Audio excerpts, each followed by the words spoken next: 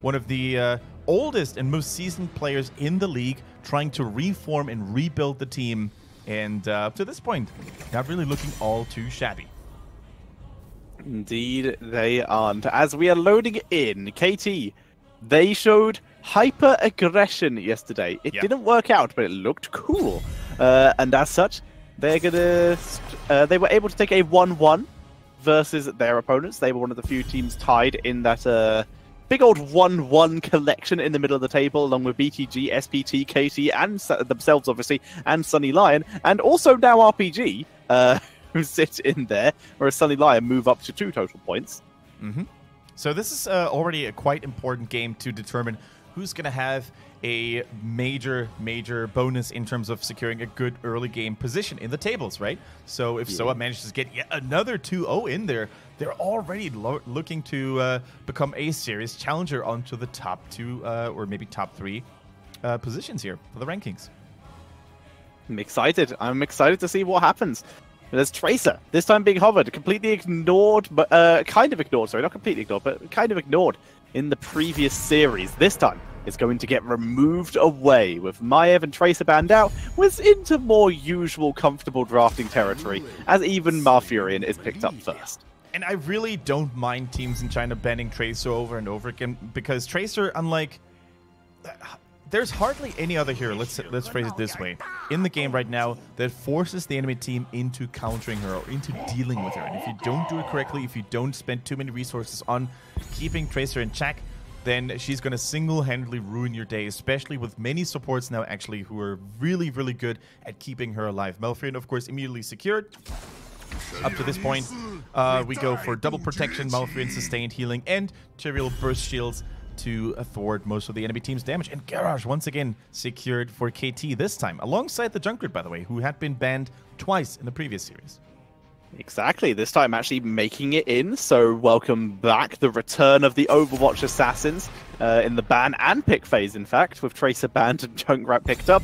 Wouldn't be surprised to see Hanzo potentially being banned out or picked away. Would have to be picked now due to the Stukov being banned out as Malfurion already secured for Soa.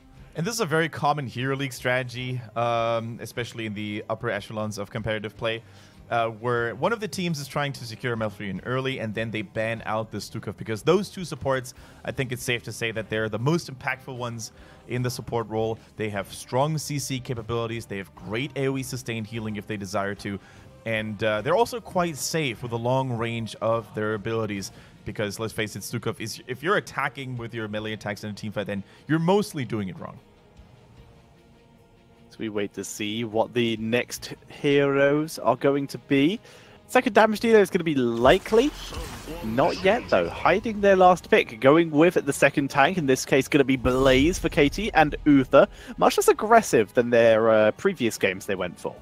Yeah, the Blaze entering the battlefield for the first time. It is a pleasure to see that. And I think this is, on the one hand, a pick that they wanted to maybe incorporate into their draft themselves, but at the very latest, you also want to take away a Blaze normally from a team that already chose Tyrael earlier on. We've seen it at the Western Clash, we've seen it at the Eastern Clash, that the infamous Tyrael Blaze combo is so hard to take down. So many defensive tools available: the bunker, the sanctification, the shields, the self-heal of Blaze as well. Just take it away, otherwise you're going to struggle quite a bit. Exactly. Now then, Soa, what are we going to see from them here? They already have a pretty decent front line, but very little CC to go with it. They've been relying on Malfurion as their main crowd control at the moment, so they need something to go with it. Whether that's second tank or a bruiser, perhaps maybe a Sonya. Diablo, that is very high on the CC amount, and Tychus, you're against double tank, and this is the first time I'm seeing a Tychus picked where I'm like, yes, absolutely, this was 100% the correct choice. I think so too. I think Tychus, if he doesn't overextend, is going to have a great time against heroes like Blaze and Garage. You can stack your minigun in the rhythm at level 4 if you end up going for that talent. You can stack it so well, but even with the bigger they are, you can really punish aggressive plays by Garage, by Blaze quite heavily, while you also have a super stable front line to protect you with Diablo and Tyrael. So I like this Tychus pick. It's very popular in Korea. Players like SDE from Team Ballistics, they swear that Tychus is probably their favorite ranged assassin. Strong statistics on that hero, so I don't hate it whatsoever. And the final pick for KT. More damage, something to perhaps deal with that that Diablo, because that is going to be very scary even without the extra shields from Tyrael. I mean, so both Genji and Hanzo are still available. Malthael is still available as well if they want to go for that solo ranged. Like in Hanzo. Cassia, very cool idea. Cassia very much not fallen out of meta, but fallen out of favor a bit, and for good reason. The meta's really changed against her, but she's still viable. Her damage output's still good, especially against heavy auto attack compositions like this. Yeah, the thing is, you know, there's not really a lot of ability damage available that could punish her because she's quite susceptible to mages like Gul'dan, for example, like Li Ming. However, there's only Greymane Cactus and Tychus grenades, and that's about it. So as long as Cassia keeps moving, she won't be able to deflect the minigun damage, right, from Tychus, because that counts as magic true damage. However, the Greymane auto attacks, the Tychus Odin attacks, actually, she's going to be very well equipped against. So I don't mind the Cassia too much. I still would have preferred a Shimada, perhaps, in her stead. But let's see what KT can come up with. I'm pretty high on the cast at this point. I have a high opinion of it at this point. Okay. I think it's going to work really well with what they have. It's great follow-up. Fend is actually pretty reasonable burst damage to follow up on a Garrosh. Right. So pretty cool to see. It gives them a little bit of poke damage as well, so it makes their poke damage with Javelin and the Junkrat grenades pretty scary in general. And of course, later levels, she gets percentage damage. She gets abilities that ignore armor, which are pretty fantastic, especially against Tychus once he goes into that Odin form. Yeah, that is a very good point you raised there. Once we get to level 20, if we get to level 20, then Cassia can go, of course, for that Titan. What is it called? Titan's Smash? Titan's Wrath? Titan's Wrath, something along those lines. It's definitely got a Titan in it, and then she will get extra range on her auto attacks, and she will completely ignore any form of armor. So that's going to turn her into a tank shredding powerhouse for sure. Yeah, it's not Titan Killer, is it? That's Titan's Revenge. Titan's Revenge. There we go. All right, Hope, Kaitu, TWT, Lycia, and missed the last one, but that was KT. Here goes Soa, Fei on that Tyrael, Uncle G plays on the Malfurion. We have TY on the Tychus, Klong on that Diablo, and Sorry, once again, on his Greymane. He actually delivered quite hard yesterday when playing the Greymane. Let's see if he can do it again. Yes, he shall, and it is going to be the last player was HGC playing the Cassie. We were literally just talking about it, so bad job me. So, level 1 talents, Adrenaline Stim Pack for Blaze. Going to try and push up the lane here. Going to try and win it very aggressively. Charge Strikes for Cassia. Not going with the Javelin build. Wants to get stuck in and very reasonable with the amount of very good frontline she has. Even Uther going for that Hammer of the Lightbringer to give him a little bit of extra front-lining capability with even more crowd control. Yeah, and Hammer of the Lightbringer and the respective full Hammer of Justice build is something that we predominantly see in the Eastern regions. I don't think I saw a single game at the Eastern Clash where this build wasn't picked for Uther, whereas in Europe, for example, we still see a lot of the Q builds, sometimes we see W builds, and that's really cool. I think it's safe to say that Uther probably has one of the most diverse talent pools in the game, next to Hanzo maybe. I actually saw a tweet by Zealot's Chris the other day commenting and complimenting on the talent diversity on Hanzo. So really cool to see how over time, with certain reworks and balance updates, certain heroes are getting more and more diverse. Quick Mercenaries being captured, able to do so without actually losing any minions there. Very quick Mercenaries being taken, and Diablo still soaking mid lane as well. So good job so far. Tyrael, though, is probably going to get most of the XP top lane, but is going to also very much focus to pick up that shrine in the early game.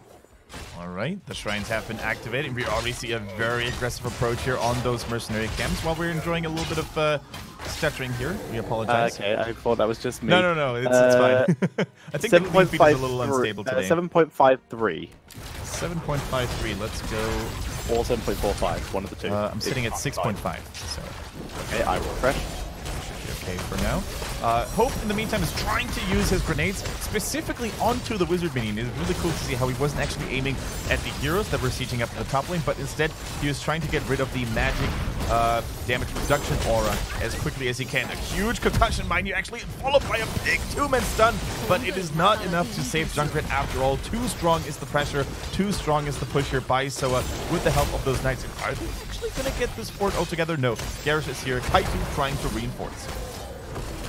Wait a minute. We see the tackle in. Nicely done by Klong, forcing Kaito back. But because of that, because he wasn't able to get the stun off, it will be an escape coming in here from Blaze and Garrosh. But the fort will go down. Nice aggressive early game push by Soa. Yeah, but KT wasn't idle, you know. They also tried to get value of their own on the opposite side of the map, and they did so successfully. They killed the bottom fort as well. So it's going to be a 1-for-1 trade in terms of structures. TY trying to sneak in. Diablo over the wall, gets concussed out of the way, though.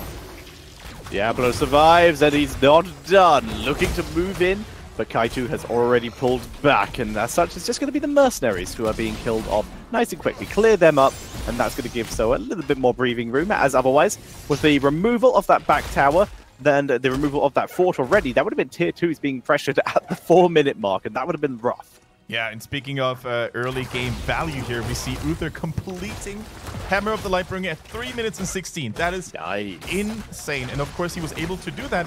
Oh, never mind. Look at that beautiful combo. The roots into the combo from Diablo. Here goes the Q from Tychus as well. Can't protect Cassia against the spray and pray. Really well done. Yeah, Cassia is down. Ring of the Leech, not enough to keep her alive here. So as such, she goes down. Still a bit to level 7. Holding on to that for the moment. There we go. Going to be the standard Surge of Light. All right, so both teams actually doing quite well here in terms of dominating and rotating around the map. We see Soul Shield, by the way, for Diablo. Doesn't go for the Diabolical Momentum, which is oftentimes what we're used to seeing on other Diablo builds here. So no cooldown reduction on his basic abilities, but instead magic damage reduction against Junkrat and Blaze. In my opinion, that makes a lot of sense. Once again, we see the overpower root combo, but immediately KT with the reinforcements here, trying to go for the big devils themselves. Nice. Looking for Klong, focusing him down, runs right over the Junkrat mine, but the Junkrat mine does not go off, and Diablo tries to tackle his way to freedom, but the Hanshi is chasing down. Nice little fend to catch him there, and unfortunately Cassia can't make it through the Malfurion route. Now such cannot join her team in chasing down another member, and the Dragonite will be prevented. Now mind you, Diablo wasn't sitting at 100 souls just yet. That is why he probably wasn't at full tanking capabilities just yet. He also didn't come back immediately. That would have been another indicator. So he's going to need a little longer to withstand all that damage pressure coming in from KT. Now KT actually taking the lead, which is actually, you got to give so much credit to that team. Like, it's a newly formed team with only one HGC veteran in the ranks with Alicia here. The other members are completely inexperienced, and yet they play against the big names. They play against the big boys like it was nothing out of the ordinary. Lovely Indomitable, but it might not be enough. Yes, it is, actually. Let's make that Hana protection, keeping Kaito alive. They before Surge of Light, easily able to pick up the kill onto Tyrael, but the damage onto Hanshi will prevent this chase from going any further. Yeah, of course, no damage really available for Soa. Tychus was chilling in the bottom lane, and Grayman arrived too late to the party. Can they actually get that Dragonite? Yes, they can, and all of a sudden, those sacrifices on Tyrael, and I think it was Malfurion as well, they were totally worth it. Sacking a couple of kills for getting an early Dragonite that keeps you in the game and gives you experience in return is absolutely worth it. Now, that Dragonite probably won't get a lot of value, but it's buying time. It's buying time for level 10 abilities to arrive. Junkrat no Ripper Air yet, as such his disengages are much less impressive, but that was still effective at getting him out of range, as level 10 is achieved for both teams. Pretty standard stuff for most of them. For one's worth mentioning, Tranquility is coming in from Malfurion over to Twilight Dream, and Cassia with that Ball Lightning, as opposed to cheeky Valkyrie play to maybe see if she could catch out the Malfurion. Alright, so I don't mind the Tranquility here at all. I think for the most part KT is running sustained damage, with the exception of Riptire, which is the only big burst tool they will probably have available. But if you take a look at Cassia, she's a sustained damage dealer. Blaze, damage over time, so I really think Tranquility can give you tons of value. Now look at that. Klong, all he did on that Dragonite was occupying one or two members of KT and keeping them at the middle. Not even getting the fort, but getting towers here and there. And that was basically enough for the other side lanes to catch up, to deep push them, and get back an experience altogether. Exactly. There was no need for that hyper-aggression. They were able to prevent the Dragonite from going over to Soa. That was the main objective here. Now they have had time to stabilize, and they can move in and potentially start to contest the aggressive movements of KT, although KT still seems to be a little bit ahead in their rotation, able to steal away the Siege Giant camp again. And you can really see how there's always a concussion mine right at the center of the capturing platform on the mercenary camp. So just in case Diablo were to charge in or Tyrael were to blink in with an Eldrin's Might, there would always be the knockback securing them the mercenary camp after all. For now, though, Tyrael causing a little bit of commotion, a little bit of distraction, and allowing his teammates to move towards the bottom-hand mercenary camp location. And maybe with this night camp, they're going to be able to apply a little bit of pressure here. Both towers still standing for KT. The keep still in good shape. The keep pretty fine, as is this top fort, but the protections for it, sorry, bot fort, the protections for it are becoming much less and less fine. As Black Soulstone is completed, Diablo decides to use this big health pool to dive in. The Divine Shield immediately blocks the Apocalypse, which gets nothing. Ball Lightning and the Warlord's challenge, but the numbers advantage is so far in favor of Soa. This fight is crazy, and KT just run away. I'm amazed they even let it get that far. Now they're going back in. They have Blaze now, double stun. See, now they're in an even fight. They move forward, looking for Diablo. Huge help as Diablo tackles the Cassia, giving himself a way out. Cassia gets wrecked by the Diablo. Nice move, nice turnaround by Soa. Fei completely out of mana, gets knocked into the backline. How much can he actually do here? Looks like he's just going to be content with hitting on that fort, but the fort falls. A kill was made against Cassia, and this was a successful Soa attack. But I do want to say this. You can really notice the difference in Diablo's battle performance here with the absence of diabolical momentum. Had he had that talent, I think he would have been able to maybe land another combo against heroes like Cassia, against heroes like Uther. So the fact that he now has to be really cautious on how to engage and when to engage is going to cause a little bit of a problem here for Clunk. But as it is, it still turned out well for them. Definitely still a success for Soa. That is good for Soa as they are beginning to finally extend out a lead. They've caught up to KT and are beginning to move ahead.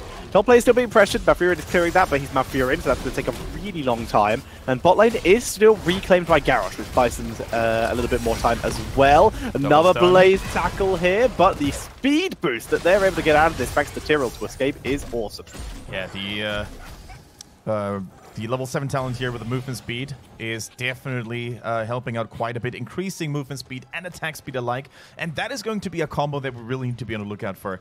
The Righteous Assault here at level 7 increases attack speed. And if you land that onto an Odin, for example, you don't even have to use it to empower movement speed boost too much. But if you specifically land it onto Tychus while he's in Odin form, you can really boost his combat performance quite significantly here. Long, nailing the Blaze down to the side. The bunker has been forced. Garrosh on the side lane. The map awareness too good. And at minimum for Klong, even if he doesn't get a kill from this, he pulled a bunker out and got a stack. So he's already doing pretty fantastically here. Now level 13 is here. The Holy Ground has been secured. No Law and Order this time for Tyrael. Fei going for a more traditional approach here. Now Diablo going in. Dragon Knight secured. Immediate punt against Garrosh. And the lane has been cleared. The fight is open now for Soa to take. Lucio using that speed boost from the Adrenaline Stim Pack to get out of danger, and as such, no one dies, at least for now, as Kaiju takes yet another trip. This is use the Dragon Knight strategy of push in 5-man and making sure that every fight is at least versus a 4-man by just continuously on cooldown, punting away the melee hero of Garrosh. And Tetris, these punts were so huge. Not only did they eliminate one of the greatest threats of KT, which is Garrosh, but he also punted them to the side. He didn't punt them back into the buildings where he could actually help defend. No, he actually had to take the long route to reach his teammates' ranks again. So much time was bought by those 2 punts by the Dragon Knight. So well done. The entire tower lane is gone now, and the keep actually took significant damage too. Long decides that would have been a very bad rotation and does pull back, making it sure he does not get himself out of position with the rest of Soa. Moving back, finally looking to actually take their own mercenary camp in terms of Siege Giants and not have it stolen away, and they will be able to do so this time. Alright, Fei always scouting the perimeter. He is now the team's most elusive member if he goes for the Heroic Reforging. If he does not, he goes for the damage on his smite. So a little bit of cooldown reduction taken away from him now, but if you land one very carefully aimed Holy Ground, you don't even have to go for another one immediately. So I do not mind this talent choice at 16 too much for Tyrael. So we see the pressure once again being placed onto it. I agree with you on the talent choice, and Tyrael in general has been fantastic this game so far. Hasn't really much less trade value than the previous series, but has still been playing well. Hasn't even needed to sank that much. We've had very little full-scale team fights, just one little bit of a messy bot lane defense so far by KT. All right. Double Siege Giant Camp and a Knight Camp on top of that. That is one scary push that Zoa is about to deploy here. And the 16 talent advantage on top of that, the icing on the cake here. So let's see what KT is able to do here. They do have pretty okay wave clear, but against this many mercenaries, look at that, Tetra. How are they going to defend that? Adding in an Odin as well, they begin pushing in. The siege damage is good. Junkrat just adding in any kind of disruption he can do. And a protection used onto Cassia to prevent her from getting rooted as Diablo finds a little corner of wall to push in that Garrosh, who gets Divine Shield. He turns it around. Sanctification, though, to push through. Down goes the bunker as Lucia is being forced back, tanking through, but Garrosh into the fray, gets him out of it. The ball lightning chunking through. Sorry, actually, they did not split at all. Full value gained there by Cassia. The keep is down, but the lane is defended. But did you see all that healing, all that shielding provided by Malfurion and Faye on that Tyrael? The Malfurion in general, I have to say, Uncle G, to me personally, is the best Malfurion we have seen yet in HGC China. The way he uses the Moonfire at the right moment to hit as many heroes as possible to provide that massive burst healing to heroes like Greymane, to heroes like Tychus is just admirable. And put on top of that, the beautiful attack speed increase. I was actually looking at that very specifically, and they did it just as we had told. The attack speed boost on the Tyrael for the Odin was just marvelous. And as such, it was an easy keep take here in the bottom lane. This could be a core attempt or at least another keep for a full Dragon Knight.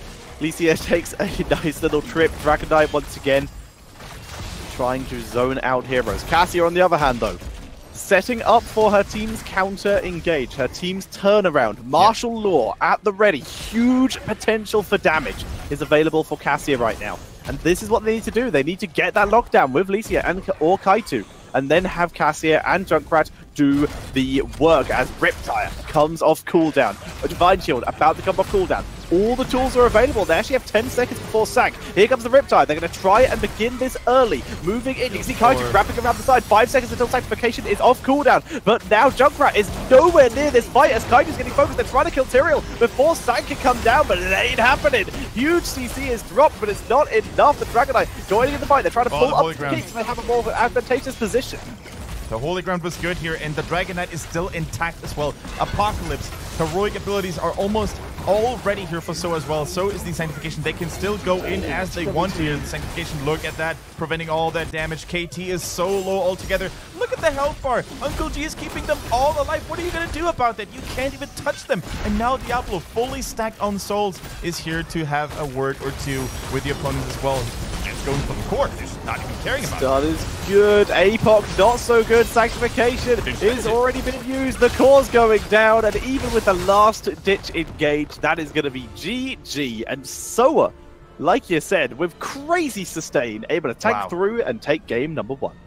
Tetra, can I just say, can I just mention how clean that game was once again by Soa? Yeah. They played so well yesterday. They left no chances to KT, although KT did get a pretty good early game with, trading forwards, actually getting more value of a bottom fort than you would get on a top fort on Dragonshire, because top lane is normally the least popular map to push, lane to push on. I mean, Soa with that team composition, every little piece worked together to form one great machine, and you could really see how KT just couldn't stop it.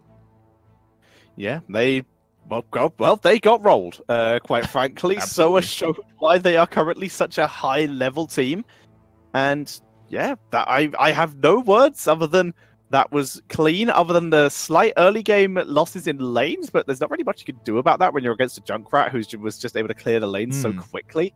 Like, the laning and abilities of like that were pretty efficient, but the sustain versus the Cassia, I was incorrect on the Cassia. I thought they would be able to basically do exactly what happened to them and sustain through, but Uther was not appropriate to block that amount of damage. Malfurion with the Tranquility absolutely was.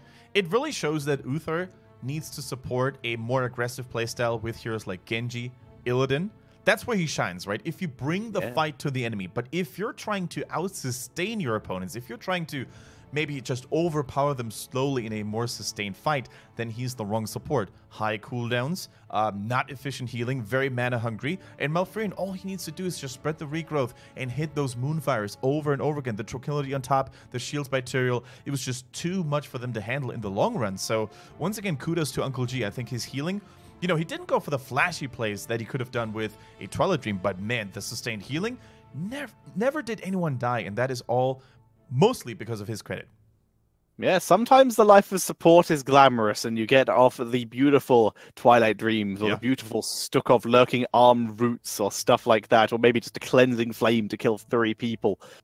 And sometimes the life of the support is unglamorous, and it's slow, and it's slow, and it's methodical, and sometimes it's the most important. In fact, most of the time, it's one of the most important jobs in the game, and Uncle G did it very well. Yeah, by the same token, though, we could also say that there was no hard engage really available for KT, right? They did have Garrosh, but Soa just played so well around him, never got in range. Then they didn't really have another high mobility melee assassin like Genji or Thrall or Illidan to really threaten the backline. There was just nothing they could do. I'll actually disagree there. They had like crazy good hard engage with the Blaze and the Garrosh. It's just they couldn't really do anything after that. It's like, okay, we'll stun you. Okay, damage. Oh, you've shielded it all? Okay, that's fine. You shielded and healed all the damage. It was literally just Cassia ball lightning, and then Cassia getting turned on and taking too much damage to actually do anything else, and Junkrat not being a high enough level to turn it round, as Sorry is going to get the MVP. Yeah, Sorry probably not. Feeling very sorry for what he just did on that Greymane. I would have given it to Uncle G or TY actually on that Tychus, because I think the way TY used the Odin, the way he avoided all sorts of CC abilities from the enemy team was quite outstanding. Always having his dash ready when Gareth was going in for the combo. So cool to see. Then always stepping onto the Smite of Tyrael to have increased attack speed. It takes a lot of micromanagement to really play Odin as well as he did. But we don't want to take anything away from Sorry. Not dying a single time. Always going for the Greymane. Mercenary camp assaults is definitely something you need to be aware of as well. So great map rotations overall. And I think he could have probably chosen anyone on the side of Soa right now. They all would have deserved it. Completely agree. And now let's see if they can do it again. Once again, we are in best out of 2s here. And this is only a 1-0 currently for Soa. Currently, they do sit at the top of the table. So by winning this, they do actually extend their lead via a single point, as each win is a point. And with a game in hand, they are on 3 points. Next highest is CE with 2 points, but CE still have a series to play. And now Sunny Lion